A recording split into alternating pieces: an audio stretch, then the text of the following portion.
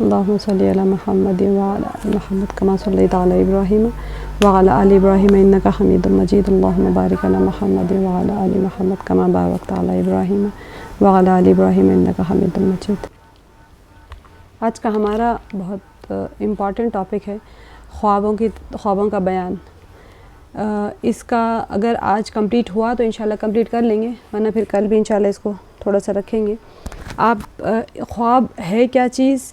اصل خوابوں کا بیان سے مراد میں یہ نہیں آج بتاؤں گی کہ خواب کی تعبیر میں آپ اگر چاقو دیکھے تو کیا تعبیر ہے، گھوڑا دیکھے تو کیا ہے، باغ دیکھے تو کیا ہے، ندی دیکھے تو کیا ہے، وہ نہیں۔ ہم جو کرتے ہیں درس حدیث کے اندر آپ سب کو پتہ ہے کہ ہم لوگ یہ سیکھ رہے ہوتے ہیں کہ نبی پاک صلی اللہ علیہ وسلم نے ہمیں کیا تعلیمات دی ہیں، خوابوں سے متعلق ہمیں کیا تعلیمات دی ہیں، وہ اہم چیز ہے جو کہ ہمیں جاننا ہے۔ ٹھیک ہے، تو خواب اچھے خواب ہوتے ہیں تو کیا کرنا چاہیے، ڈراؤنے خواب آ جائے انسان کو تو کیا کرنا چاہیے، عقیدہ کیا رکھنا چاہیے، اس کے ساتھ ہمیں کس کے سامنے بیان کرنا چاہیے، کس سے تعبیر لینی چاہیے، کس کو تعبیر دینی چاہیے، کہ آپ ہم ایک دوسرے کو تعبیر دے سکتے ہیں یا نہیں دے سکتے، اور پھر جس سے تعبیر لی جا رہی ہیں وہ بندہ کیسا ہو، اور جو وہ تعبیر دے رہا ہے اس کے بعد اس کے اثرات کیسے شروع ہوتے ہیں۔ اور کوئی ڈراؤنے خواب دیکھ لے تو اس کی سنت کیا ہے، اچھا خواب دیکھے تو اس کے کیسے کیا عمل کرنا چاہیے انسان کو۔ نبی پاک صلی اللہ علیہ وسلم کے خود جو خواب مبارکہ ہے وہ انشاءاللہ میں آپ لوگوں کو کل بھی انشاءاللہ اگر ممکن ہوا تو آپ صلی اللہ علیہ وسلم کے جو مبارک خواب تھے اس کا تذکرہ میں آپ لوگوں کو کل لوں گی، کیونکہ وحی کے سب سے پہلے جو وحی ہوتی تھی وہ خوابوں کے ذریعے آتی تھی۔ لیکن آج ہم انشاءاللہ بیسک کانسیپٹ سیکھ لیں گے، پھر میں آپ لوگوں کو کل انشاءاللہ آپ صلی اللہ علیہ وسلم کے پیارے خواب جو ہوتے تھے وہ میں بتاؤں گی، اور اس سے کس طرح سے آپ صلی اللہ علیہ وسلم تعبیرات لیا کرتے تھے، اور صحابہ سے کیسے پوچھا کرتے تھے مجالس میں کہ کس نے کوئی خواب دیکھا ہو تو بیان کر دے، تاکہ پھر آپ صلی اللہ علیہ وسلم اس کو تعبیر دیتے تھے۔ ٹھیک ہے، آپ سب کو پتہ ہے ہمارا جو آن لائن ڈپلومہ کورسز ہے اسلامک اسٹڈیز کے اندر، یہ ہمارا 2 دن کا شارٹ ٹرم کورسز ہو رہے ہیں، جس کے اندر ہم نے ڈویژنز بنا کے رکھے ہوئے، جس میں انڈرسٹینڈ قرآن ہے، جس کے اندر ہم واقعات ہوتے ہیں انبیاء کے، اسٹوریز آف پروفٹس کی شکل میں، اور انشاءاللہ جب ہمارے قصص الانبیاء ختم ہو جائیں گے تو پھر قصص القرآن ہوگا۔ ہم نے اس کے اندر خلاصۃ القرآن بھی کیا تھا، نماز فہمی کا بھی ہم نے کورس کر لیا تھا، پھر اب ہمارے ابراہیم علیہ السلام کا واقعہ آ گیا تھا، اب جو ہے وہ چھوٹے چھوٹے واقعات کی شکل میں قصص الانبیاء چل رہا ہے، جس کے اندر سے ہم نے عزیر علیہ السلام کا کر لیا تھا، اور یونس علیہ السلام کا کر لیا، شعیب علیہ السلام کا کر لیا۔ انشاءاللہ آگے بھی ہم لوگ ایک نبی کے واقعہ کریں گے، اس کے بعد میں پھر قصص القرآن انشاءاللہ ہم کریں گے، پھر اخلاقیات جو ہوتے ہیں جس کا مقصد میں نے آپ لوگوں کو بتایا تھا کہ ہم قرآن سے قریب ہو جائیں، یہ ہمارا مقصد ہے درس قرآن یا انڈرسٹینڈ قرآن میں۔ درس حدیث یا انڈرسٹینڈ حدیث میں کہ ہم ایسے چیپٹرز کو چوز کر کے پہنچانے کی کوشش کر رہے ہیں، ایک ٹیم جو ہمارے مفتیان کی اور ساری بیٹھی ہوئے وہ یہ کوشش کر رہے ہیں کہ ان چیزوں کو جو ہماری روزمرہ کی ضروریات ہوتی ہیں وہ چیزوں کو سیکھیں۔ نبی صلی اللہ علیہ وسلم نے جس طرز میں جس طریقے سے ہمیں سکھایا ہے وہ چیزوں کو اسی انداز میں سیکھیں جسے کہ نبی پاک صلی اللہ علیہ وسلم نے سکھایا ہے، تاکہ ہماری 24 گھنٹے کی زندگی عبادت بن جائے۔ ٹھیک ہے، ہم مسنون دعائیں پڑھتے ہیں، واش روم جانے کی سنتیں ہم سیکھ رہے ہوتے ہیں، تو کھانے پینے کی سنتیں، سونے اٹھنے کی، جاگنے کی، ملاقات کی، مجلس کی، یہ تمام زندگی کے شعبوں کو اللہ تعالیٰ نے فرما دیا ہے کہ میں نے دین کو مکمل فرما دیا۔ حجۃ الوداع میں آپ صلی اللہ علیہ وسلم نے فرما دیا کہ الیوم اکملت دینکم، اب میں نے دینکم، کہ میں نے تمہارے لیے آج کے دن تمہارے دین کو مکمل کر دیا۔ سبحانہ تعالیٰ کی طرف سے سورہ مائدہ کی آیت نمبر 3 ہے میرے خیال میں، یا 5ویں آیت ہے، سورہ مائدہ کی آیت میں ہم نے وہاں پر دیکھ لیا کہ اللہ سبحانہ وتعالیٰ نے دین کو مکمل کر دیا، سے مراد یہ ہے کہ ہر شعبہ اس کے اندر مکمل کور ہو چکا ہے، اب کچھ بھی باقی نہیں ہے اس کے اندر کہ آپ نے واش روم جانا ہے تو کیسے جانا ہے، مجھے تو میرا دین نہیں سکھاتا ہے تو میں کوئی سائیکالوجسٹ کو، سائیکیٹرسٹ کو، یا پھر کوئی میڈیکل کے اسپیشلسٹ کو پوچھ لوں، ایسے نہیں ہے۔ ہم نے طب نبوی کر لیا، اس کے اندر ہم نے دیکھا تھا کتاب الطب میں کہ اور یعنی کہ آپ کو کون سی دوائیں لینی ہے، کس طریقے سے لینی ہے، وہ بیس رول بتا دیا گیا۔ تعویذ گنڈے کرنا ہو، تعویذ کرنا ہو، من کے پہننا ہو، وظائف پڑھنے ہو تو کیا کرنا ہے وہ بتا دیا۔ شگون فال وغیرہ لینا ہے، جو لوگ لیتے ہیں تو کون سا اچھا شگون ہوتا ہے، اچھا نیک فال ہوتا ہے، کون سا بد شگونی ہوتی ہے، وہ کون سے لینے سے ہمارا عقیدہ خراب ہو جاتا ہے، کیا کیسا کرنا چاہیے، چھوٹی چھوٹی چیزوں کو بھی کھول کے بتا دیا گیا۔ ایسے ہی پھر ہم نے کہانت کا دیکھ لیا، کیونکہ عموماً ہوتا ہی یہ ہے کہ ہم روزانہ کی زندگی میں ہوتا ہے کوئی ستارے سے معلومات لے لیے، ذائچہ نکال لیا، علم رمل سے کچھ پتہ کر لیا، نیومرولوجی سے پتہ کر لیا، اسٹرالوجی سے، پامسٹری سے، یہ چیزیں ہر انسان کے اندر ایک جستجو ہوتی ہے کہ وہ آگے کا پہچانے۔ مجھے پتہ چل جائے کہ کل میرے ساتھ کیا ہونے والا ہے، اچھی چیز ہونے والی ہے یا بری چیز ہونے والی. تو ہمارے جو 4 ٹاپکس ہوئے تھے کل وہ اسی لیے تھے کہ بیماری بھی ہے تو کل میری بیماری ٹھیک ہو جائے، آج میں پریشانی میں ہوں کل ٹھیک ہو جائے. تو اس کے لیے ہم ہر ٹیڑھے بینگے طریقے اختیار کر لیتے. تو نبی صلی اللہ علیہ وسلم کے ذریعے سے اللہ تعالیٰ نے ہم تک یہ پیغام پہنچا دی کہ تم نے کون سے راستے کرنا ہے، کیونکہ دنیا میں رہنے کے لیے نہیں آئے، ہم یہاں سے جانے کے لیے آئے ہیں، منتقل ہونے.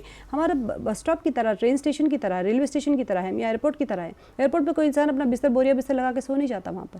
وہ صرف ضروریات کی چیزوں کو اپنے ساتھ رکھتا ہے تاکہ بوجھا ہلکا ہو اور آرام سے اپنے ڈیسٹینیشن پہ پہنچ جائے.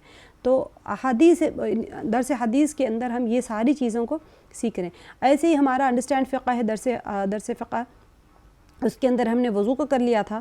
اب انشاءاللہ آگے جا کے ہم کے ہے، غسل کے ہے، نفاس کے ہے، یہ سارے مسائل والا چیپٹر تھوڑا سا مشکل لگتا ہے، لیکن ہمارے مسائل بھی روزانہ کے طریقے کے ہے، روزمرہ کے مسائل ہے. غسل صحیح نہیں ہوا تو ہماری عبادتیں ناقص ہو جاتی ہیں، ہماری نماز صحیح نہیں ہوئی تو ہماری سب سے پہلے پوچھ نماز کی ہو جائے گی.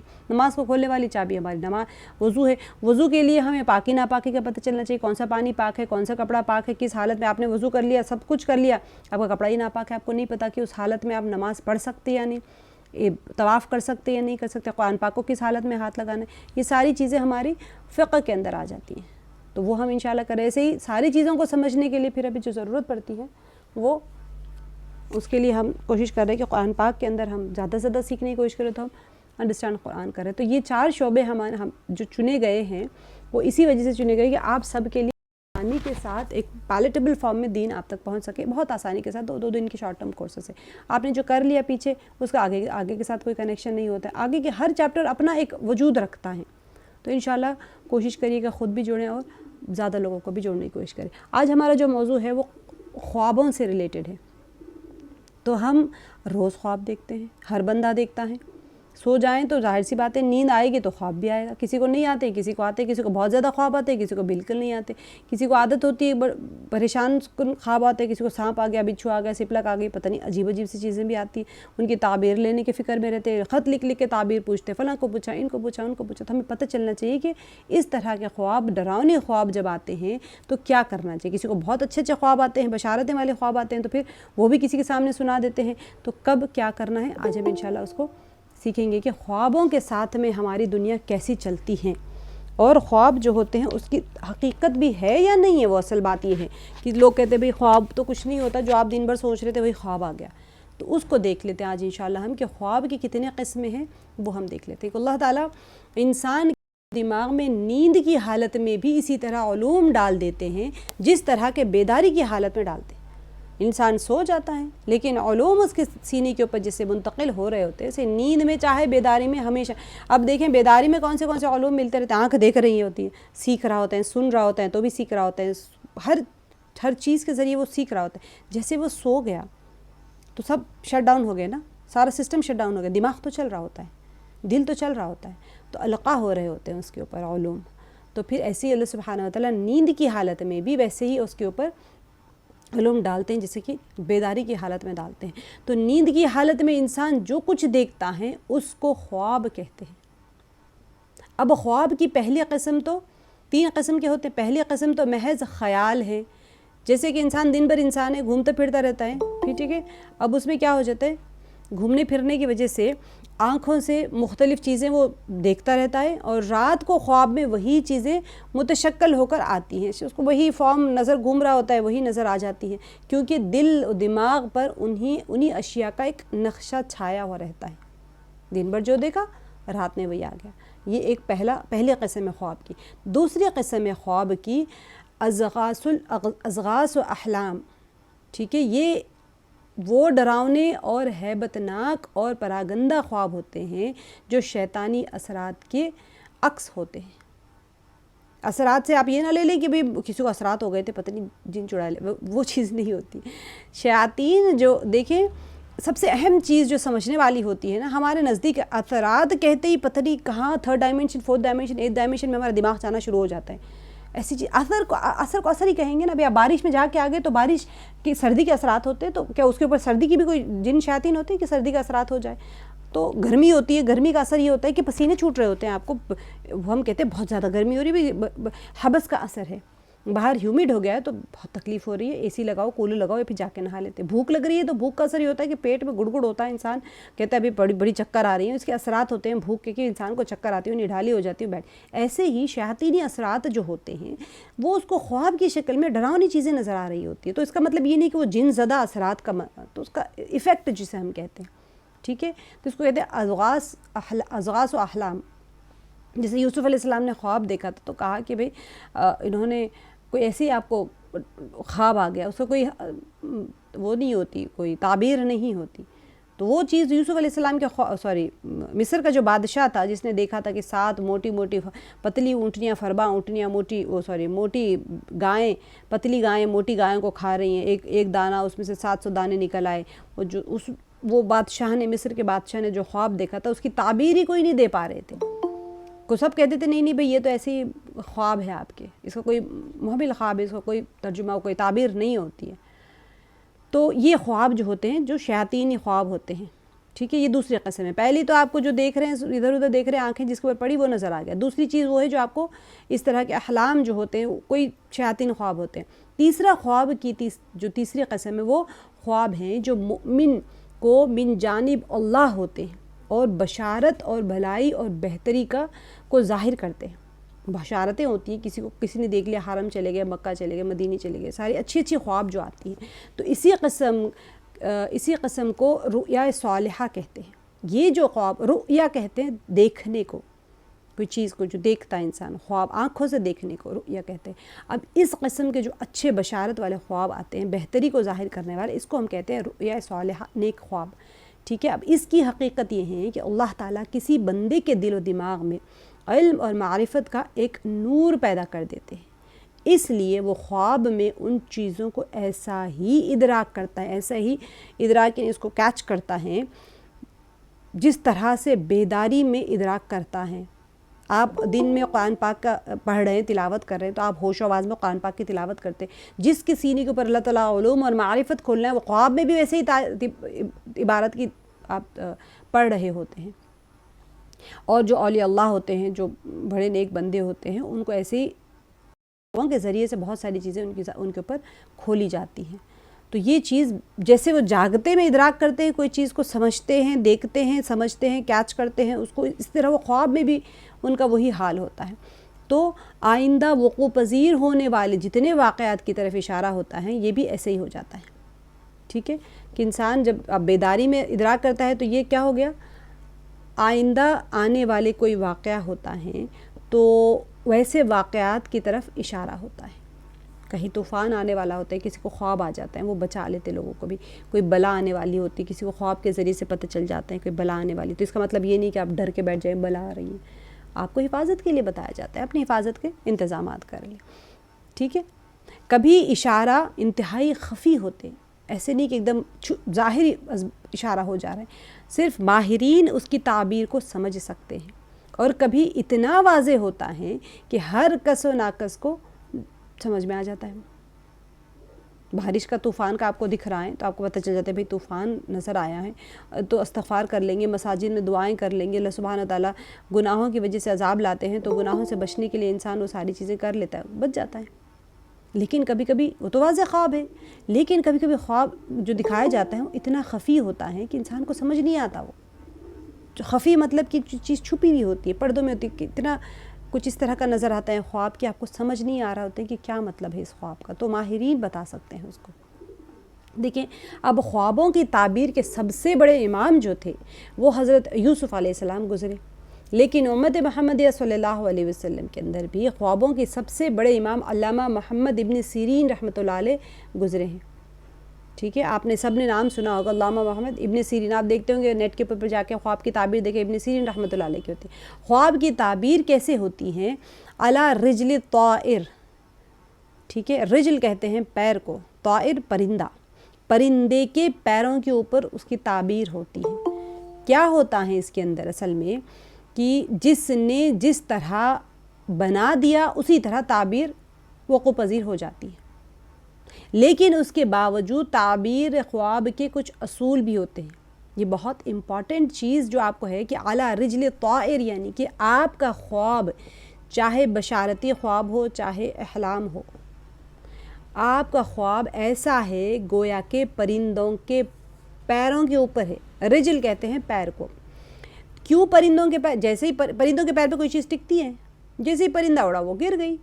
تو خواب کی بھی کوئی حقیقت اس وقت تک نہیں رہتی جب تک کہ اس کی تعبیر نہ دے دے. اگر کوئی تعبیر دے دے تو پھر وہ کیا ہو جائے گا، جس طرح سے جس نے تعبیر بنا دی اسی طرح تعبیر وقوع پذیر ہو جاتی ہیں. اسی لیے بہت احتیاط کرنا ہوتا ہے، کسی کو خواب نہیں بتانا، بالکل بھی نہیں بتانا ہوتا ہے. دیکھیں خواب کی تعبیر بیان کرنے کے اصول بتائے گئے. ابن سیرین رحمۃ اللہ علیہ نے کیا بتایا؟ ابن سیرین رحمۃ اللہ علیہ کی طرف سے منسوب کتاب تعبیر الرؤیا، ٹھیک ہے، یہ کتاب ہے ان کی، اس کی اردو میں بھی ہے تعبیر الرؤیا. اس کی ابتدا میں اصول کی طرف اشارہ کیا گیا ہے کہ جس کا خلاصہ کیا ہے؟ ایک اصل اور قاعدہ یہ ہے کہ شریعت کے قواعد اور ضوابط کے تحت شریعت کی روشنی میں خواب کی تعبیر کو تلاش کیا جائے اور پھر تعبیر نکالی جائے. اب کسی نے دیکھ لیا کوئی ایسی چیز جو غیر شرعی ہے تو اس کو شریعت کے مطابق ہی اس کی تعبیر دینی ہے. کسی نے دیکھا تو آپ نے یہ نہیں کہیں گے کہ بھئی تم شراب پینے والے ہو، تم نے شراب پینا دیکھا ہے تو یہ کوئی زنا کر رہے ہے تو بھی زنا کرو گے تم. کوئی اس طرح کی چیزیں، مجھے تو نہیں پتا کیسے غیر شرعی خواب کی تعبیر دیتے ہیں، میں تو آپ کو مثال کے طور پر بتا رہی ہوں. کوئی غیر شرعی تعبیر نہیں دینی چاہیے. ممکن ہے کہ کتابیں بھی ہوں گی اس طرح کی جس کے اندر غیر شرعی تعبیرات بھی دی جاتی ہیں. اب ہر مذہب کے لوگ ہوتے ہیں، آپ کو پتہ ہے بہت سارے مذاہب کے لوگ ہوتے ہیں، ہر ایک کے پاس ہوتا ہے یہ دیکھا تو یہ مطلب ہے، یہ دیکھا تو یہ مطلب ہے، ہر چیز کی تعبیرات ہو جاتی. اسی لیے کبھی بھی اصول یہ ہے، اصل قاعدہ کیا ہے کہ شریعت کے قواعد اور ضوابط کے تحت، ٹھیک ہے، شریعت کی روشنی میں خواب کی تعبیر کو تلاش کیا جائے اور پھر تعبیر نکالی جائے. ہم ہر کس و ناقص کا کام ہی نہیں ہے تعبیر نکالنا.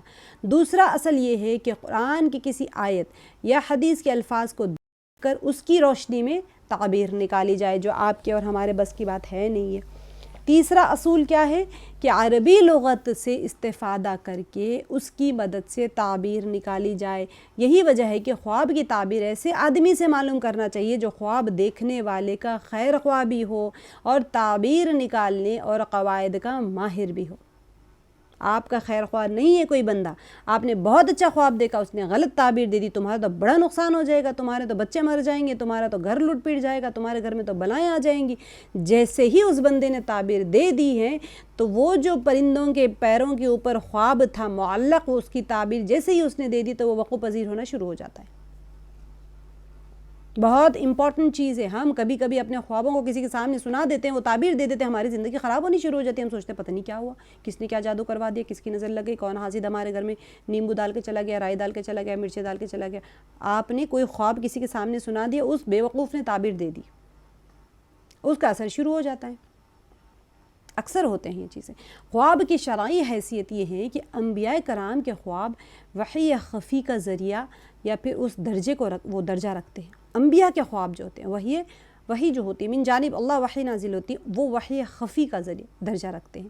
اور جتنے نیک صالحین ہوتے ہیں ان کے خواب اگر شریعت کے کسی ضابطے سے نہیں ٹکراتے، ٹھیک ہے، اگر کسی شریعت کے ضابطے سے نہیں ٹکراتے تو ایسے خواب صرف باعث تسلی ہوتے ہیں، اس سے کوئی شرعی ضابطہ نہیں بنتا. شرعی ضابطہ یعنی اگر آپ نے دیکھ لیا، کسی کا کیمرہ کھلا ہے بند کر لیجئے، اگر کسی نے دیکھ لیا کہ نمازیں معاف ہو گئی، ٹھیک ہے، خواب میں کسی نے آگے کہہ دیا کہ تمہاری تو پوری نمازیں معاف ہو گئی، اب وہ شرعی ضابطہ نہیں بن سکتا، اس کی نمازیں معاف نہیں ہوں گی.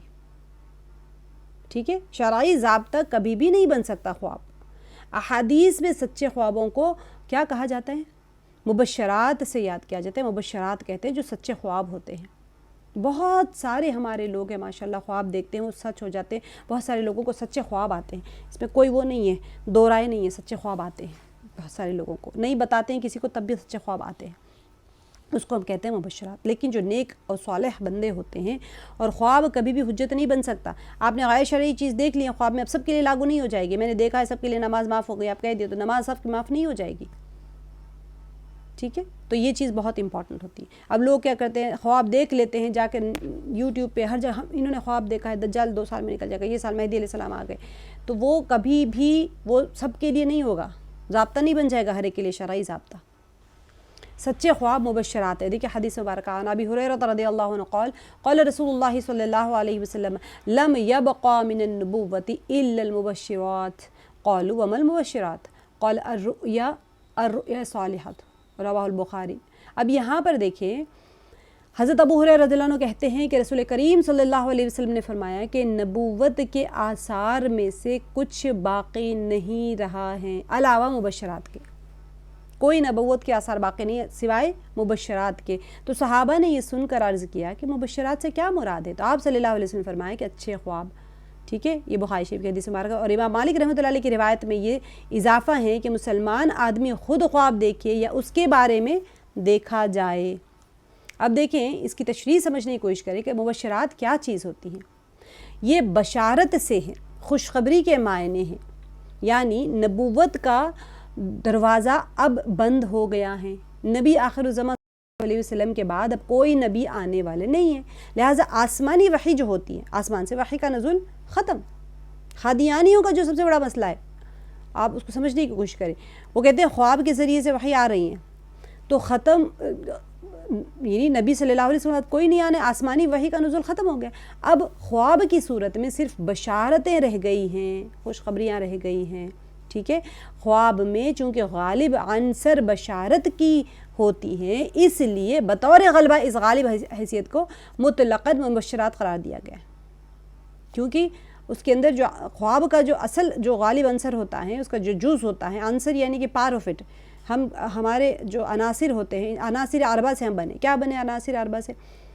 مٹی، پانی، ہوا، آگ، اس سے ہر انسان عناصر اربعہ سے بنا، 4 عناصر سے، عنصر یعنی پارٹ آف اٹ جسے ہم کہہ سکتے ہیں۔ تو اب جو ہے بشارت ہی ہوتی ہیں خواب کی، تو اس لیے بطور غلبہ اس جو غالب حیثیت کو ایک مطلقاً کیا کہا جائے گا کہ مبشرات قرار دیا گیا، ورنہ کیا ہو جائے گا، بعض خواب سچے ہوتے ہیں لیکن اس میں بشارت کے بجائے نظارت ہوتی ہے، یعنی کہ غم کی خبر ہوتی ہے، سچے خواب ہے لیکن آپ کو اس کے اندر کوئی اچھی خبر نہیں ہے، بشارت یعنی خوشخبری نہیں ہوتی ہے، کبھی کبھی بری خبر بھی ہوتی ہے۔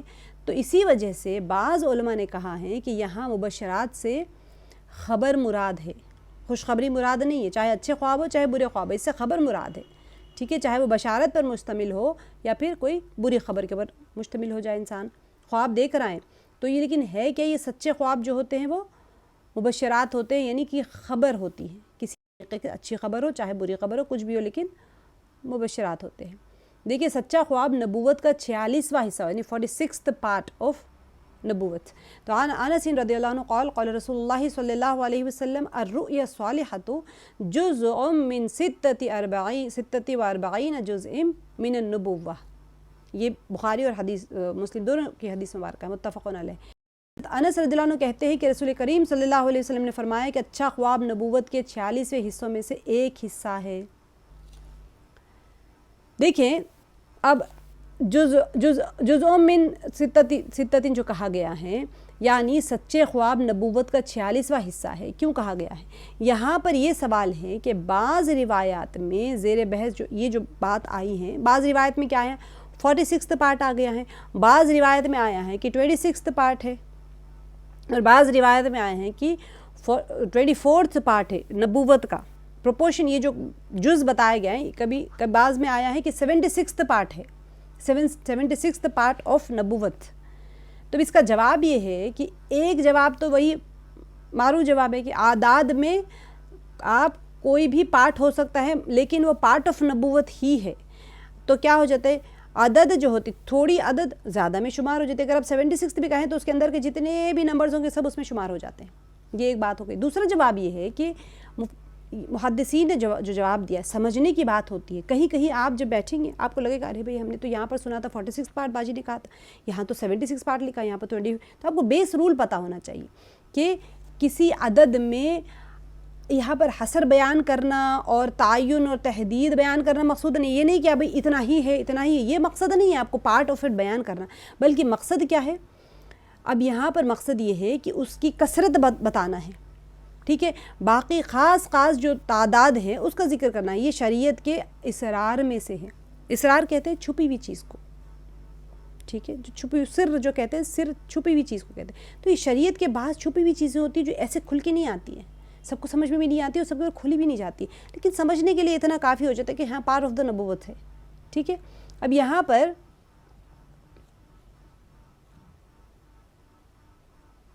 علماء جو ہے 46ویں کی عدد کی ایک حکمت بیان کی ہے، 46वां यानी 46 पार्ट, ये याद रख लीजिए आप।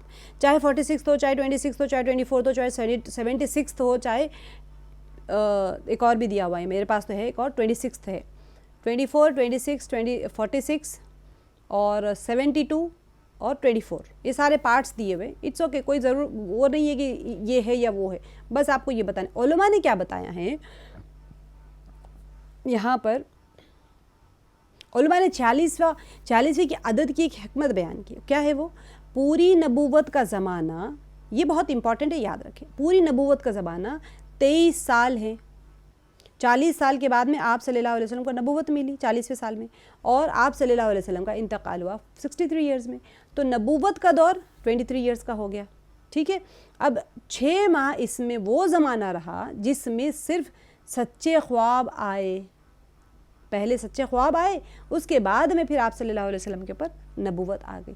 तो फिर इसीलिए बताया जाता है कि 6 माह जो है नबूवत से पहले के सच्चे ख्वाब आए थे, सिर्फ सच्चे ख्वाब आए, इस एतबार से 6 माह जो होते हैं 6 मंथ्स 23 ईयर्स का 46th पार्ट होता है, 46वां हिस्सा बनता है। जो मैथ्स के होंगे वो जल्दी समझ जाएंगे इस चीज़ को।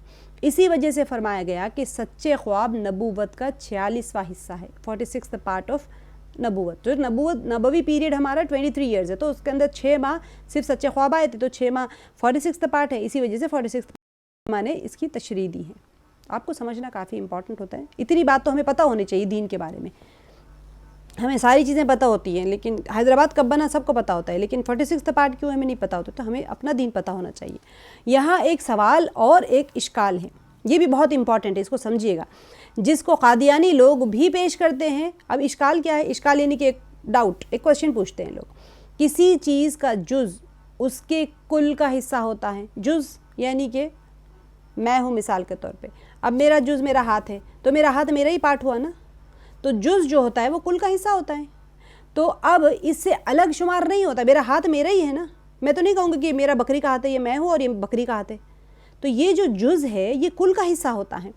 तो लिहाजा जब नबूवत ख़त्म हो गई तो उसका एक जुज़ और एक हिस्सा कैसे बाकी रह गया, ये सवाल हुआ, इश्काल हुआ। तो मालूम हुआ नबूवत का सिलसिला जारी है। अगर मैं कहूँ कि मैं मर गई मेरा हाथ बाकी है, कैसे बाकी रह सकता? भाई आप मर गए तो आपका हाथ भी तो मर जाना चाहिए, आप डिकम्पोज हो गए तो आपका हाथ भी डिकम्पोज हो जाना चाहिए। तो जब आप कह रहे हैं कि नबूवत ख़त्म हो गई तो फिर नबूवत का कुछ जुज़ कैसे बाकी रह सकता है? जुज़ तो कुल का हिस्सा होता, असल होता है। अब देखिए कितनी कॉम्प्लिकेटेड चीज़ होती है। इसका जवाब क्या फरमाया? इसका जवाब ये है कि एक नबूवत है और एक इल्म नबूवत है। समझने की बात है, एक नबूवत है और एक इल्म नबूवत है। नबूवत अगरचे ख़त्म हो गई है लेकिन इल्म नबूवत बाकी है। सच्चे ख्वाब खुद नबूवत नहीं है बल्कि इल्म नबूवत से कनेक्शन है इसका। और कादियानी जो है ये दजल में है और ये इनको शैतान ने धोखा दे दिया है। इसी तरह से समझ आई ना आप लोग को? सबको बहुत इंपॉर्टेंट बात है, समझने की बात है कि एक नबूवत तो ख़त्म हो गई लेकिन इल्म नबूवत जारी है। तो ये ख्वाब का 46वां हिस्सा जो है ये इल्म नबूवत की, ये सच्चे ख्वाब जो होते हैं ख़ुद नबूवत नहीं है बल्कि इल्म नबूवत से ताल्लुक़ रखते हैं। अच्छा, हुज़ूर अकरम सल्लल्लाहु अलैहि वसल्लम को ख्वाब में देखने की तहक़ीक़ बहुत सारे लोगों को माशाल्लाह, जिन को भी बशारतें, जिन को भी नबी पाक सल्लल्लाहु अलैहि वसल्लम की ज़ियारत हुई है, ख्वाब में, जागते में, ऊँग में, अल्लाह सुब्हानहू व तआला सबको मुबारक फरमाए। अब देखिए, वान अबी हुरैरा रज़ियल्लाहु अन्हु अन्ना रसूलुल्लाह सल्लल्लाहु अलैहि वसल्लम क़ाल रआनी फ़िल मनामी फ़क़द रआनी फ़इन्न शैताना ला यतमस्सलु फ़ी सूरती। ये भी मुत्तफ़क़ुन अलैह हदीस है। हज़रत अबू हुरैरा रज़ियल्लाहु अन्हु से रिवायत है कि नबी करीम सल्लल्लाहु अलैहि वसल्लम ने फरमाया, जिस शख्स ने मुझको ख्वाब में देखा उसने दर हकीकत मुझको ही देखा, क्योंकि शैतान मेरी सूरत में नहीं बन सकता। इसकी भी तशरीह बहुत अहम है, समझने की तशरीह है, समझिएगा ज़रूर।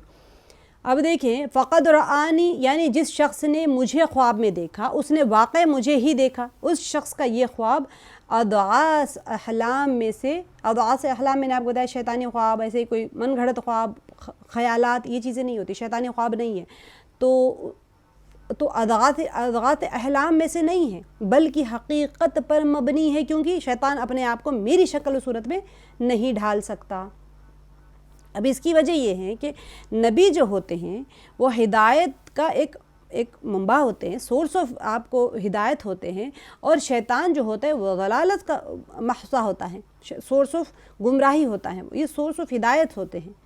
तो अब دونوں میں واضح فرق اور واضح تضاد کہ شیطان اس طرح کرنے پر آج شیطان کیسے اس طرح کر سکتا ہے؟ سوچیے آپ، شیطان اگر ہدایت کا اختیار کرنے لگ جائے روپ، تو پھر ہر کوئی گمراہ ہو جائے، پھر کوئی مطلب ہی نہیں رہا. پھر تو شیطان کسی کا بھی روپ لے آ جائے اور کہہ دے کہ میں فلاں نبی ہوں، اور کوئی فلاں ایک بندے کی شکل میں آ جائے، بزرگ کی شکل میں آ جائے اور آپ کو گمراہ کر کے چلے جائے. تو یہ چیز ہے. آج کل کیا ہو گیا، ایک ہوتی ہے حزب اللہ یعنی اللہ کی جماعت اور جماعت المسلمین، یہ ان کے لوگ حضور صلی اللہ علیہ وسلم کو خواب میں دیکھنے کا انکار کرتے ہیں. ایک گروپ ہے یہ کہتے ہیں نہیں. کیوں انکار کرتے ہیں؟ ان کی دلیل وہ یہ کہتے ہیں کہ نبی پاک صلی اللہ علیہ وسلم کو صحابہ کے علاوہ کسی نے نہیں دیکھا. خواب میں وہ چیز دکھائی دیتی ہے جو آدمی نے پہلے دیکھا ہو. آپ دیکھیے ان کا بھی ڈاؤٹ، ان کا بھی سوال صحیح ہے. وہ کہتے ہیں نہیں، حضور صلی اللہ علیہ وسلم کی زیارت ہوئی کیسے ہوئی؟ تم نے کبھی دیکھا ہی نہیں ہے تو تم کیسے زیارت کر سکتے ہو سکتا ہے کہ وہ کوئی اور ہو اور تم سوچ رہے ہو کہ نبی صلی اللہ علیہ وسلم ہے. اس ان کا ایک محمل سا سوال ہے. اس محمل سوال کا جواب دیکھیں کیا فرما رہے ہمارے محدثین کہ جب صحیح حدیث موجود ہیں تو تمہاری اس منطقی کوئی حیثیت ہی نہیں ہے. نبی صلی اللہ علیہ وسلم نے فرمایا، کیا نبی صلی اللہ علیہ وسلم کو نہیں پتہ تھا کہ آنے والے زمانے والے تو مجھے نہیں دیکھا، تو وہ خواب میں دیکھیں گے تو تمہارا خواب جھوٹا ہو جائے گا، صرف صحابہ دیکھیں گے تو تم ان کا خواب سچا ہے؟ ایسے تو نہیں. حدیث مبارکہ موجود ہے تو سب کے لیے ہی ہے. اب یہ تو ایک کامن سوال ہے. دوسرا جواب کیا ہے؟ دوسرا جواب یہ ہے کہ وحی جو ہوتی ہے حق ہے، اور اس شخص نے جو حضور صلی اللہ علیہ وسلم کو ہی دیکھا ہے. ہاں، آدمی اپنے اعمال کے اعتبار سے حضور کی زیارت کرتا ہے صلی اللہ علیہ وسلم. اگر اعمال اچھے ہیں تو نبی پاک صلی اللہ علیہ وسلم کو اچھی صورت میں دیکھتا ہے، اور اگر اعمال خراب ہیں تو حضور صلی اللہ علیہ وسلم کو اسی کی روشنی میں دیکھتا ہے. ٹھیک ہے، یہ دوسرا سوال کا جواب ہو گیا.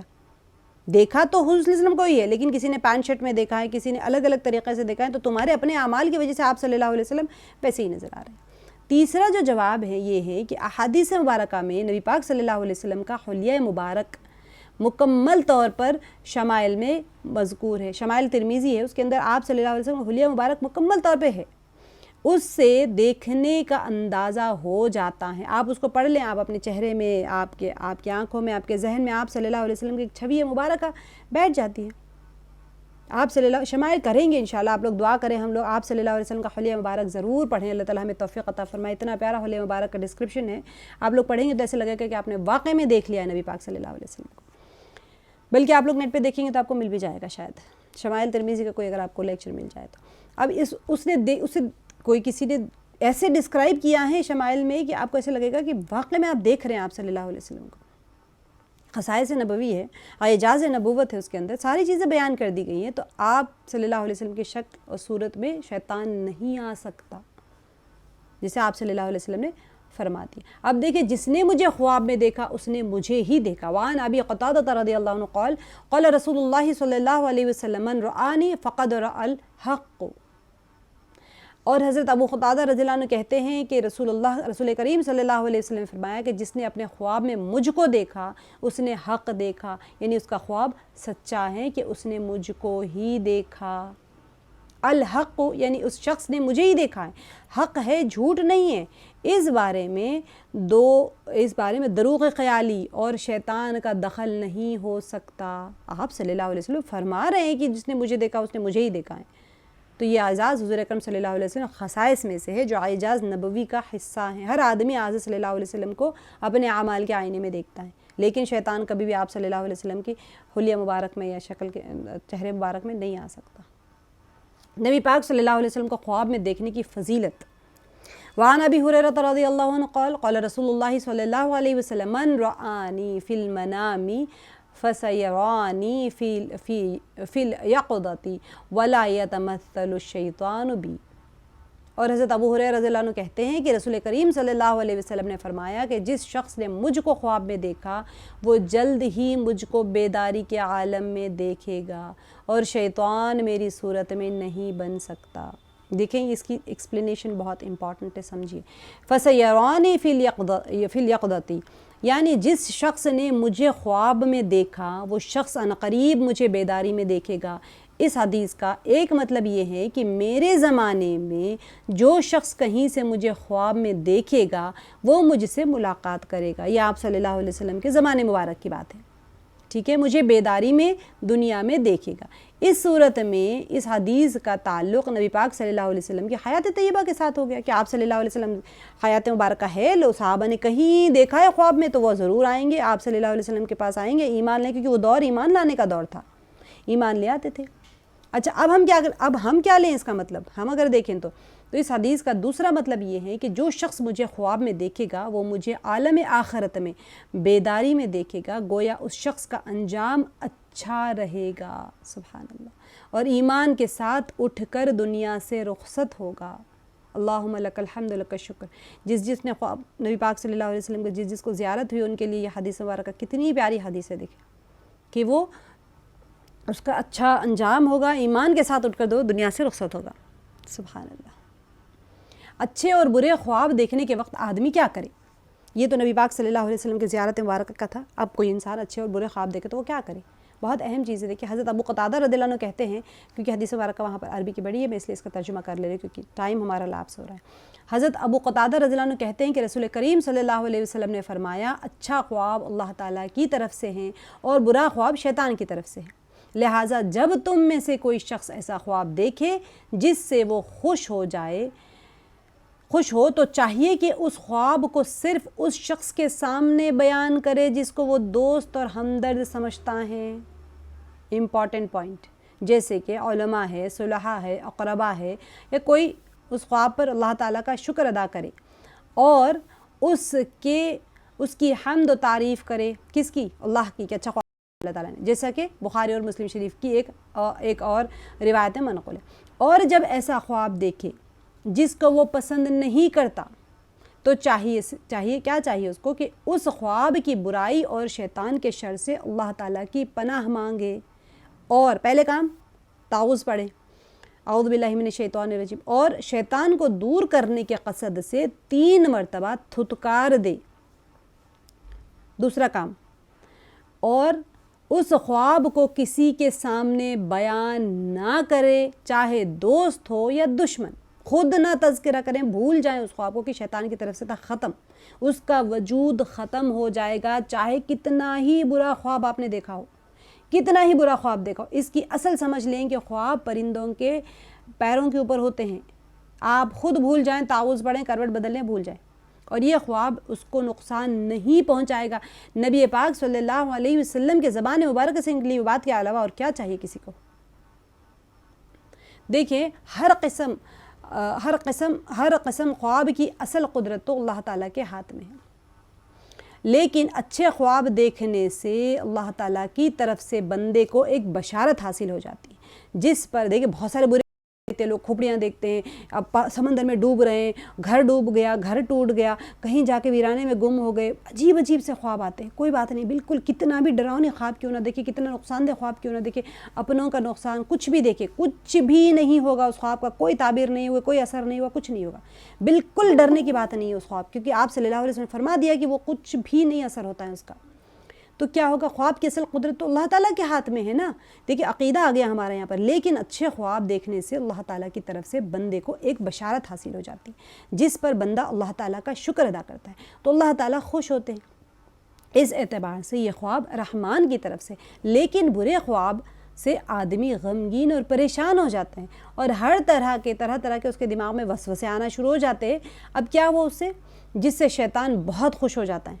اب وسوسے آئیں گے تو ظاہر سی بات ہے، آپ اس کو کھانا کھلا رہے، بریانی کھلا رہے، پیچھے آپ ایک آئس کریم کی پیلٹ بھی دے رہے ہیں، پریشان ہو کے رو کے، تو آپ نے اس کو پورے کا پورا پیلیٹیبل ڈنر کروا دیا، وہ تو خوش ہوگا، ظاہر سی بات ہے۔ تو اس لیے کہا گیا ہے کہ ایسے خواب شیطان کی طرف سے ہے، یعنی شیطان اس سے خوش ہو جاتا ہے، اور اس کو خوار کرنا ہے تو کیا کرنا چاہیے؟ شریعت نے حکم دیا ہے کہ ایسی حالت میں لیفٹ سائڈ، بائیں جانب تھوک مار دیں، ٹھیک ہے، اس طرح 3 بار تھوک دیں، آگے کی حدیث میں بھی آئے گا آپ کو، اور تاکہ شیطان ذلیل ہو کر بھاگ جائے، اور ایسے خواب کو کسی کے سامنے تذکرہ نہ کرے، اچھے خواب پر اللہ کا شکر ادا کرے اور برے خواب پر شیطان سے نفرت کا اظہار کرے، ٹھیک ہے۔ اگلی روایت میں 3 دفعہ بائیں جانب تھتکار دے اور اعوذ باللہ پڑھے اور کروٹ بدل دے. یہ آپ کو اگلی روایت میں آئے گا انشاءاللہ. بالکل پریشانی کی بات نہیں ہے برے خواب آئے. لوگ اچھے خواب تو پتہ نہیں بھول جاتے ہیں, برے خواب کو زندگی بھر یاد رکھتے. کوئی ضرورت ہی نہیں یاد رکھنے کی, آپ صلی اللہ علیہ وسلم فرما دیا, اس کا اثر ہی کچھ نہیں ہوتا. خلاص اچھے اور برے خواب دیکھنے کے وقت آدمی کیا کرے. ایک اور حدیث مبارک ہے, حضرت جابر رضی اللہ عنہ کہتے ہیں کہ رسول کریم صلی اللہ علیہ وسلم نے فرمایا, جب تم میں سے کوئی شخص ایسا خواب دیکھے جس کو وہ ناپسند کرتا ہو تو اس کو چاہیے کہ بائیں طرف لیفٹ سائڈ 3 بار تھتکار دے, تھو تھو تھو اس طرح, اور 3 بار شیطان سے اللہ کی پناہ مانگے, اعوذ باللہ من الشیطان الرجیم پڑھ لے, اور اپنی کروٹ کو تبدیل کر دے جس پر وہ خواب دیکھنے کے وقت سویا ہوا تھا. آپ چاہے لیفٹ سائڈ ہو چاہے رائٹ سائڈ ہو, کروٹ بدل دیں بس, ٹھیک ہے, خلاص اس کا اثر ختم. خوابوں کے لیے اصولی ضابطہ یہاں پر بیان کیا گیا. حدیث مبارکہ کافی بڑی ہے اس لیے میں اسے ترجمہ کر دوں گی. اور حضرت ابو ہریرہ رضی اللہ عنہ کہتے ہیں کہ رسول کریم صلی اللہ علیہ وسلم نے فرمایا, جس وقت کے زمانہ قریب آ جائے, یعنی قیامت کا زمانہ قریب آ جائے, قریب ہوگا, تو مومن کا خواب جھوٹا نہیں ہوگا. اور مومن کا خواب نبوت کے 46ویں جز میں سے ایک جز ہے, جسے میں نے آپ کو پیچھے ایکسپلین کر دیا ہے اس کو. اور جو چیز نبوت کے اجزاء میں سے ہو وہ جھوٹی نہیں ہوا کرتی. آخری زمانہ جو ہوگا, ابھی تو ہم آخری زمانے کے قریب ہی آ گئے, تو مومن کا خواب سچا ہی ہوگا. اور حضرت محمد بن سیرین رحمۃ اللہ علیہ فرماتے ہیں کہ میں یہ کہتا ہوں کہ خواب 3 طرح کے ہوتے ہیں. ہم نے آلریڈی پیچھے کر لیا. ایک تو نفس کا خیال, دوسرے شیطان کا ڈرانا, اور تیسرے اللہ کی طرف سے بشارت. جو شخص کوئی برا خواب دیکھے تو اس کو کسی کے سامنے بیان نہ کرے اور اٹھے اور نماز پڑھ لے. اور ابن سیرین رحمۃ اللہ علیہ فرماتے ہیں کہ نبی کریم صلی اللہ علیہ وسلم خواب میں توق کو دیکھنا اچھا نہیں سمجھتا. توق یعنی گلے میں کچھ توق پڑی ہوتی نا, اس کو دیکھنا اچھا نہیں سمجھتے تھے, اور قید کو دیکھنا پسند فرماتے تھے. چنانچہ کہا جاتا ہے کہ قید کا مطلب دین پر ثابت قدم رہنا. قید یعنی آپ جیل میں ہیں, وہ اس کو پسند کرتے تھے. توق گلے میں ہوگا, آپ جیل میں ہیں اور جیل آپ کے گلے میں, دونوں میں یہی فرق ہوتا ہے. جیل آپ کے گلے میں, آپ کے گلے میں توق ہے, تو پھر وہ اچھا نہیں پسند فرماتے تھے, اور برے توق دیکھنا تو ٹھیک ہے پسند فرماتے. اب دیکھیے میں نے ایک امیج ڈالا ہے یہاں پر, ایسا بھی خواب دیکھا کوئی بندہ خون کی ہتھوڑی لے کے, کو آپ پتہ نہیں عجیب عجیب سے خواب آتے ہیں لوگوں کو, عجیب عجیب سے. بالکل پریشان نہیں ہو, بالکل پریشان نہیں ہو اس چیز کو لے کے. دیکھیں اذا اقترب الزمان, حدیث مبارکہ کیونکہ میں نے نہیں پڑھ, لیکن توضیح آپ کو اس کی تشریح سمجھا دیتی ہوں کہ اس کا ایک مطلب یہ ہے کہ جب قرب قیامت کا زمانہ آ جائے تو مسلمانوں کو کثرت کے ساتھ سچے خواب آنے لگیں گے, کیونکہ غیب کا پردہ اٹھنے والا ہوگا تو خواب بھی سچے ہوں گے. دوسرا مطلب یہ ہے کہ جب آدمی کی موت کا زمانہ قریب ہو جائے تو اس کے خواب سچے. اب بھی کسی کو سچے خواب آ رہے تو یہ نہ سمجھے کہ میرے موت کا زمانہ قریب آ گیا. موت کی تیاری تو ویسے ہی ہمیشہ کرنا ہے, ہمیشہ ہی کرنا ہے. خواب چاہے سچا آئے چاہے نہ آئے, چاہے خواب ہی نہ آئے, موت تو کبھی بھی آ سکتی ہیں. اب تیسرا مطلب یہ ہے کہ جب زمانے میں دن اور رات کا وقت برابر ہو جائے اور زمانے میں اعتدال آ جائے جس سے لوگوں کے مزاج میں بھی اعتدال آ جاتا ہے, تو اس وقت سچے خواب آئیں گے, جس طرح صبح کے وقت کا خواب سچا ہوتا ہے. یہ ممکن ہے کہ بہت آگے کا زمانہ, عیسیٰ علیہ السلام کے زمانے کے بعد میں ماحول میں پورا اعتدال آ جائے گا, دن اور رات ایک ہو جائیں گے, بہت بہترین زمانہ آ جائے گا, اس وقت کے خواب سچے ہوں گے. یا پھر صبح کا وقت خواب, میں آپ کو حدیث مبارکہ بتاؤں گی, صبح کے وقت کا خواب سچا ہوتا ہے. اسی طرح اس معتدل زمانے کا خواب سچا ہوگا, وہ زمانے میں جب کہ تمام عدل ہو جائے گا ہر طرف. اب اس حدیث کے عمومی الفاظ سے کیا معلوم ہوا کہ مومن کے سارے خواب سچے ہوتے ہیں اگر وہ مبشرات ہو تو, اور برے خواب شیطان کی طرف سے ہوتے. اسی لیے آپ یہ نہ سمجھیں کہ مومن کے سارے خواب اچھے ہوتے تو برا خواب بھی اچھا ہے. برا خواب ہمیشہ شیطان کی طرف سے ہی آتا ہے, اور اچھے خواب جو ہوتے ہیں وہ اللہ کی طرف سے آتے ہیں.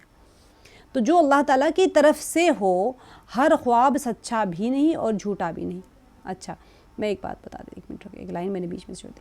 اب اس حدیث کے یہاں پر مومن کا خواب تو سچا ہے, اس بارے میں امام ابن سیرین رحمۃ اللہ علیہ نے کچھ وضاحت فرمائی ہے کہ سچا خواب وہی ہے جو اللہ تعالیٰ کی طرف سے ہو. ہر خواب سچا بھی نہیں اور جھوٹا بھی نہیں. پھر آپ رحمۃ اللہ علیہ نے فرمایا کہ خوابوں کے 3 قسمیں بیان فرمائی. قول اس میں فاعل کی ضمیر ابن سیرین, اچھا یہ تو لمبا ڈیٹیل ہے چھوڑ دیں. غل جو ہوتا ہے عین پر پیش اور لام پر شد, یہ توق کو غل کہتے ہیں. تو آپ صلی اللہ علیہ وسلم نے توق کو ناپسند فرمایا ہے خواب میں دیکھنا. تو یہ جو بتایا جا رہا ہے اس کے اندر کہ اچھا تمام خواب سچے نہیں ہوتے, سچے یا جھوٹ. بعض خواب جو آپ نے رات کے پہلے حصے میں دیکھے پیٹ بھر کے کھانا کھا کے سو گئے, بدہضمی سے خواب آ رہے ہیں, تو وہ خواب میں شمار نہیں ہوگا. آخری حصے میں جو خواب آتے ہیں وہ مبشرات میں شمار ہوتے ہیں. پیٹ خالی ہوتا ہے اس وقت. ڈراؤنے اور محمل خوابوں کی تعبیر نہ پوچھا کرو، سختی سے منع فرمایا آپ صلی اللہ علیہ وسلم. حضرت جابر رضی اللہ عنہ کہتے ہیں کہ نبی کریم صلی اللہ علیہ وسلم کی خدمت میں ایک دیہاتی آیا، عرض کیا کہ میں نے خواب میں دیکھا ہے کہ گویا میرا سر کاٹ ڈالا گیا. بہت سارے لوگ دیکھتے ہیں. جابر رضی اللہ عنہ کہتے ہیں کہ نبی کریم صلی اللہ علیہ وسلم ہنس دیے اور فرمایا کہ جب تم میں سے کسی شخص کے خواب میں اس کے ساتھ شیطان تماشا کرے تو وہ اس خواب کو لوگوں کے سامنے بیان نہ کرے. ایسے خواب تب آتے ہیں جب شیطان تمہارے سے تماشا کرتا ہے، تو ایسے خوابوں کو نہ بیان کرو، بس ختم. کچھ بھی آئے خواب میں، سپلک آئے، سانپ آئے، نہ بیان کرے نا. آپ ڈر گئے سپلک کسی نے دیکھا ہے مثال کے طور پہ کہ سانپ بھرے ہوئے گھر میں سارے، گھبرا کے اٹھ گئے. اب فوراً اٹھتے ہی کہہ دیا، اپنے پڑوسی کو کہہ دیا، بہن کو کہہ دیا، ان کو کہہ دیا میں نے سانپ دیکھا، پتہ نہیں دشمنوں کی علامت ہے، پتہ نہیں میرے گھر میں جنات نہ آ گئے. اب خود ہی تعبیریں بناتے چلے جا رہے ہیں اس کے. تعوذ پڑھیں، اپنے آپ پہ تھوڑا کنٹرول کریں، ٹھنڈا پانی پئیں، بھول جائیں اس کو. شیطان کی طرف سے تھا، سوچا ختم. شیطان کی طرف سے تھا مطلب شیطان آپ کو دکھا نہیں رہا ہے کہ آپ کے گھر میں سانپ ہے تو میں بھی وہاں پر بیٹھا ہوں، جنات کا بکھیڑا بھرا ہوا ہے. کسی کو کاہن کو جا کے بتا دیں گے، عامل کو بتا دیں گے، وہ کہے گا آپ کے اوپر تو بہت زیادہ جادو کروا دیا گیا ہے، بہت سارے، اتنا سارا جادو کہ آپ کے گھر میں تو آپ پیر رکھنے جگہ نہیں، جادو ہی جادو بھرا ہوا ہے. اور سانپوں کا انڈیکیشن ہی جنات ہوتا ہے، وہ تو تنگ، لا حول ولا قوت الا باللہ، شیاطین کی طرف سے ہوتا ہے، بھول جائیں. اچھا، خواب کی تعبیر کا ایک ضابطہ یہاں پر دیکھ لیں. حضرت انس رضی اللہ عنہ کہتے ہیں کہ نبی کریم صلی اللہ علیہ وسلم نے فرمایا میں نے ایک رات کو ان چیزوں میں جن میں سونے والا دیکھتا ہے، یعنی کہ خواب میں دیکھا کہ گویا میں اور میرے صحابہ عقبہ بن رافع کے گھر بیٹھے ہوئے ہیں اور عقبہ ابن رافع کے گھر بیٹھے ہوئے ہیں اور میرے سامنے تازہ کھجوریں لائی گئیں جن کو رطب ابن تاب کہا جاتا ہے. چنانچہ میں نے اس خواب کی یہ تعبیر لی کہ ہمارے لیے دنیا رفعت اور سربلندی ہے اور آخرت میں نیک عاقبت یعنی اچھی جزا کا انعام ہے، اور یہ ہمارا دین اچھا ہے. انہوں نے اچھا خواب کی تعبیر لے لی. خواب دیکھا کسی گھر میں بیٹھے اور زبردست کھجوریں کھا رہے ہیں تو انہوں نے کہا کہ چلو ہمارے لیے دنیا تو بہت نیک ہے، اور اچھی تعبیر لے لی. تو ان رفعت اس حدیث سے تعبیر خواب کا ایک اصل اور ضابطہ معلوم ہوتا ہے. کیا ہے وہ؟ ابتدائی بحث میں تعبیر کی 3 اصولوں میں سے ایک اصل یہ تھا کہ کبھی عربی لغت کی بنیاد پر تعبیر نکالی جاتی ہیں. ٹھیک ہے، اب دیکھیں اس حدیث میں نے آپ کو بتایا تھا وہاں پر عربی لغت کے اوپر کیسے نکالتے ہیں عربی لغت، کیونکہ وہ لوگ عربز تھے نا، تو اب ہم لوگ کھجور کو جا کے ڈھونڈیں گے نا. وہ لوگ تو کہتے تھے کہ چلو رطب، ان کے یہاں پر رطب کچی کھجور کو کہا جاتا تھا. تو حدیث میں نبی پاک صلی اللہ علیہ وسلم نے 3 ناموں کی لغت سے تعبیر نکالی. عقبہ کے لفظ سے نبی پاک صلی اللہ علیہ وسلم نے عاقبت اور آخری انجام کی بھلائی کی تعبیر نکالی، اور رافع کے لفظ سے آپ صلی اللہ علیہ وسلم نے دنیا و آخرت کی بلندی، اور رفع درجات ہم کہتے ہیں نا، رافع بلند کی تعبیر نکالی. اور یہاں پر طاب کے لفظ سے آپ صلی اللہ علیہ وسلم نے دین اسلام کی طیب اور اچھا ہونے کی تعبیر نکالی. وہ کھجور جو تھے، وہ تازے کھجوروں کا خوشہ رکھا تھا، وہ کھا رہے تھے، تو کون کس کے گھر میں گئے تھے وہ سارا دیکھ لیا. عاقب جو تھے ان کے گھر، عقبہ یہاں پر جو صحابی ہے، یہاں پر جو صحابی گئے ہیں، ہاں، میں اور میرے صحابہ عقبہ ابن رافع کے گھر بیٹھے ہوئے ہیں. تو عقبہ سے عاقبت لیا ہے، رافع سے بلند درجے لیا ہے، گھر بیٹھے ہوئے ہیں، اور میرے سامنے تازہ کھجوریں لائی گئی جن کو رطب ابن تاب کہا جاتا ہے. تو تاب سے کیا لیا آپ سے طیب لیا، تو عاقبت جو ہے بلند اور اچھی ہے.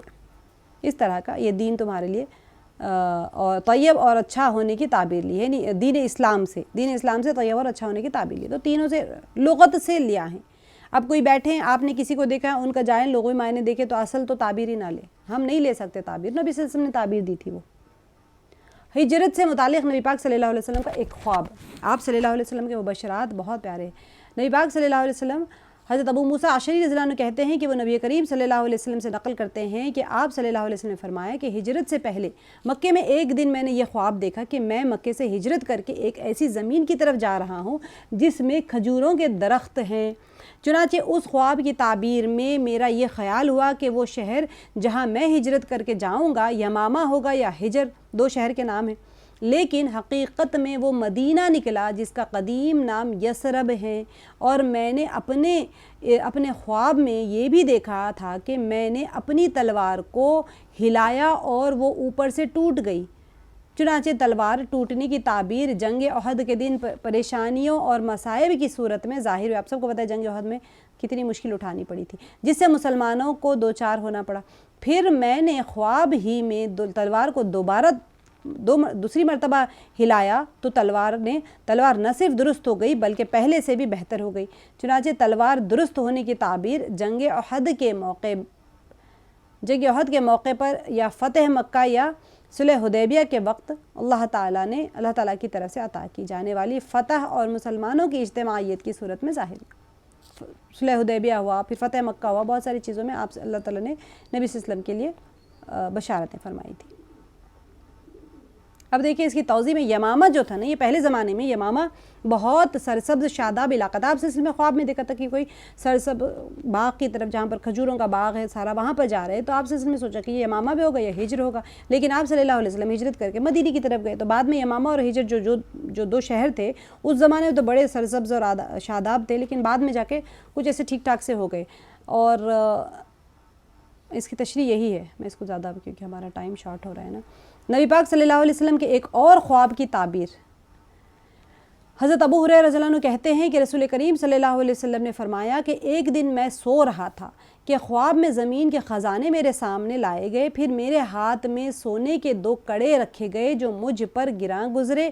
اس کے بعد مجھ پر وحی آئی، یعنی خواب ہی میں بطور الہام میرے دل میں اللہ تعالیٰ نے یہ بات ڈالی کہ ان کڑوں پر پھونک مارو۔ آسان سی اردو، اس لیے ایکسپلینیشن کچھ نہیں، کڑے رکھے گئے تھے، آپ صلی اللہ علیہ وسلم کو حکم ہوا کہ اس کے اوپر پھونک مارے۔ جیسے ہی آپ صلی اللہ علیہ وسلم نے، چنانچہ میں نے پھونک ماری تو وہ کڑے اڑ گئے۔ میں نے ان دونوں کڑوں سے ان دونوں جھوٹوں کے بارے میں تعبیر لی باعتبار مسکن علاقے کے جن کے درمیان میں ہوں، یعنی ایک تو یمامہ والا اور دوسرا اسنا والا۔ بخاری اور مسلم شریف میں ایک اور روایت میں ہے جس کو ترمذی نے نقل کیا ہے کہ یوں ہے کہ آپ صلی اللہ علیہ وسلم نے ان دونوں جھوٹوں کی وضاحت اس طرح فرمائی کہ ان میں سے ایک تو مسیلمہ کذاب نکلا، ٹھیک ہے، جو یمامہ کا رہنے والا تھا، اور دوسرا اسود انیسی، ٹھیک ہے، اسود انسی یا اسود انیسی دونوں پروننسیشن ہے اس کے، جو صنعاء کا رہنے والا تھا۔ یہ دونوں بھی نبوت کا دعویٰ کر بیٹھے تھے بعد میں، ٹھیک ہے۔ تو یہ روایت بخاری اور مسلم شریف میں نہیں ملی، اور اس کو صاحب جامع الاصول نے ترمذی سے نقل کیا ہے، کیونکہ یہاں پر وہ بھی دینا بہت ضروری ہوتا ہے آپ لوگوں کو۔ اب دیکھیں سوارین جو آیا ہیں، یہ نبی پاک صلی اللہ علیہ وسلم نے سونے کے 2 کنگن جو دیے گئے تھے اور کڑے اپنے ہاتھ کی ہتھیلی میں دیکھے تھے، انہوں نے آپ صلی اللہ علیہ وسلم نے خواب میں دیکھا، جس کو آپ صلی اللہ علیہ وسلم نے پسند نہیں کیا، تو آپ صلی اللہ علیہ وسلم اسے پھونکنے کا حکم ہوا، تو پھر آپ نے اس میں پھونک مار دی، جس سے وہ ان علاقوں کی طرف چلے گئے۔ دیکھیں جیسے پھونک مارتے نا تو الگ الگ ڈائریکشن میں گئے تھے، وہ کس طرف گئے تھے کہ یمامہ کی طرف چلے گئے تھے اور صنعاء کی طرف چلے گئے۔ تو یمامہ میں جو رہنے والا تھا تو وہ ایک تو صنعاء جو یمن کا کذاب اسود انسی، ٹھیک ہے، وہ تھا جس نے اسلام پر بڑی مصیبت لا ڈالی، لیکن اس کے علاقے کے مسلمان چٹان کی طرح کھڑے ہو گئے، اور فیروز دیلمی نے اس کو قتل کر دیا تھا، اور اس کے 2 دن بعد شاید حضور صلی اللہ علیہ وسلم کا انتقال ہوا تھا۔ یہ جو اسود الانسی تھا، آپ صلی اللہ علیہ وسلم کے زمانے میں اس نے نبوت کا دعویٰ کر دیا تھا، بیمار تھے آپ صلی اللہ علیہ وسلم، اس کے 2 دن تو قتل کر دیا گیا تھا وہ، تو آپ صلی اللہ علیہ وسلم کا انتقال ہوا۔ آپ صلی اللہ علیہ وسلم صحابہ کو فرما دیے تھے کہ فیروز فاز یعنی وہ فیروز کامیاب ہو گیا۔ مجھے جبریل علیہ السلام نے بتا دیا کہ فیروز نے اسود انسی کو قتل کر دیا۔ یہ آپ صلی اللہ علیہ وسلم کی حیات میں ہی نبوت کا دعویٰ کر بیٹھا تھا، قذاب تھا، جو آپ صلی اللہ علیہ وسلم کنگن دیکھے تھے، پھونک مارے تھے تو صنعاء کی طرف ایک گیا تھا، اور دوسرا مسیلمہ کذاب یمامہ میں کھڑا ہو گیا۔ حضرت صدیق اکبر چٹان کے رضی اللہ عنہ چٹان کی طرح اس کے مقابلے پر کھڑے ہوئے تھے۔ آپ سب کو پتہ ہے مسیلمہ کذاب سب سے پہلے جو سب سے بڑا پرابلم آیا تھا آپ صلی اللہ علیہ وسلم انتقال کر دیں مسیلمہ کذاب نے نبوت کا دعویٰ کر دیا. تو ابو بکر صدیق رضی اللہ عنہ نے اس کا انکار کر دیا اور چٹان کی طرح کھڑے ہو گئے تھے, اور پھر لشکر بھیج کر خالد بن ولید رضی اللہ عنہ کی سرکردگی میں یہاں پر حدیقۃ الموت میں اس قبیض پر حملہ کر دیا, اور وحشی بن حرب اور حضرت ابو دجانہ کی مشترکہ کاروائی میں مسیلمہ کذاب واصل جہنم ہوا. یہ حضرت ابو دجانہ کا بہت اچھا واقعہ میں آپ کو سناؤں گی کبھی انشاءاللہ. تو یہ جنہوں نے نبوت کا دعویٰ کیا تھا, آپ علیہ الصلوۃ والسلام کی حیات میں ایک نے نبوت کا دعویٰ کر دیا, تو وہ کڑے جیسے ہی پھونکے تو ایک یمامہ کی طرف گیا تھا, ایک سنا کی طرف گیا تھا. سنا کی طرف سے وہ اسود العنسی نکلا جو نبوت کا دعویٰ کر بیٹھا, اور یمامہ کی طرف سے مسیلمہ کذاب تھا جس نے نبوت کا دعویٰ کیا تھا. اب دیکھیں عالم برزخ سیر سے متعلق ایک خواب تھا, بہت اچھا ہے, یہ بھی سن لیجیے گا.